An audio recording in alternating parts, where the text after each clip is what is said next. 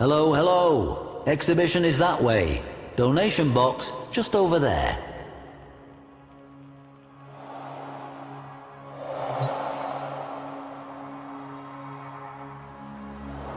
A probe was sent to the asteroid, perhaps seeking proof of divine intervention. It found intervention, though it was anything but divine. The rock had been fitted with colossal steering thrusters, and manning those thrusters, a bevy of well-armed Telamon.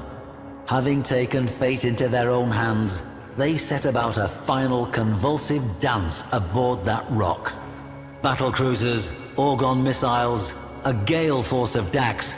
The Orokин could have resolved this in any number of ways, but their enemy was not the Telamons themselves. It was their ideas. Atlas alone was sent.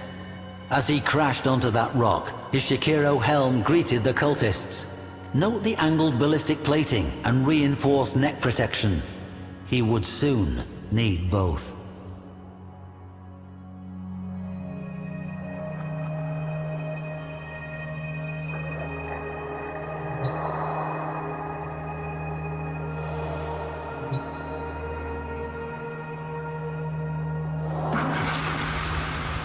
For years, historians felt this tale of Telamon quite improbable, an artifact of Orokин propaganda myth.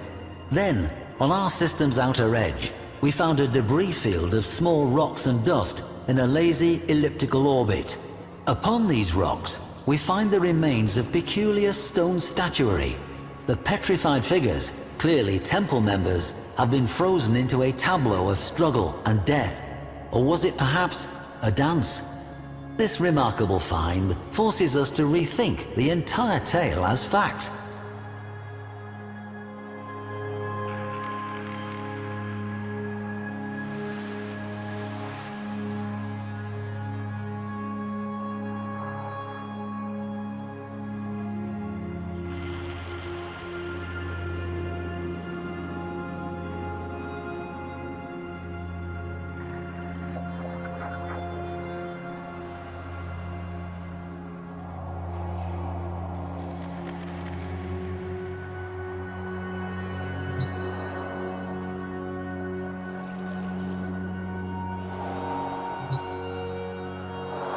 The stratum Cyandana, reserved and austere, until you turn it over and reveal the glowing hue of the amethyst crystal within.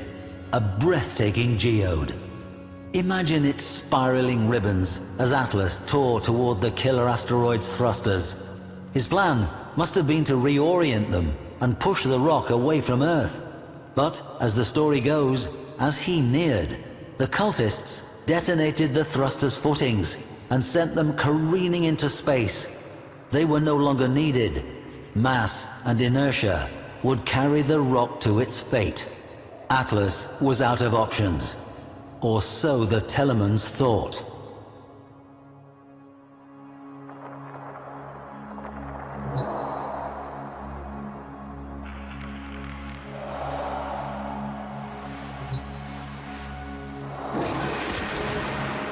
The Techo are perhaps my favorite pieces in this gallery.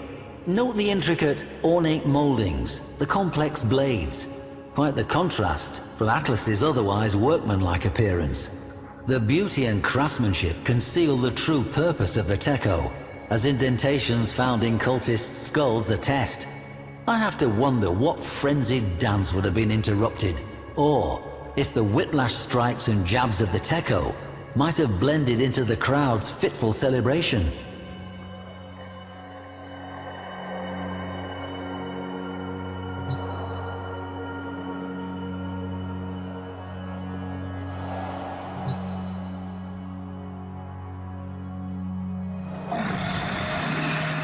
Before you, a rare sight. Two rumblers, painstakingly recreated from fragments of the aforementioned tableau. How these inert and rigid formations are compelled to life by Atlas defies reason. Yet it is true. Consider the confusion of those Telamons as the very stone they worshipped came to life and set upon them. How could they retaliate against such a thing? Like sparring with a landslide.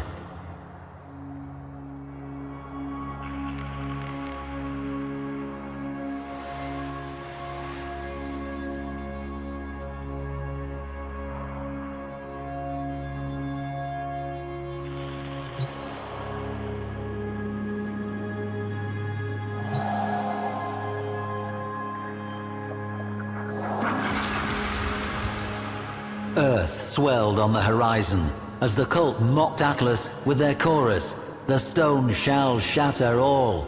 Across the system, every Telamon echoed that final hymn. Children, as far as Neptune, turned their heads from greasy broth and gazed toward Earth. Would that careening stone change everything?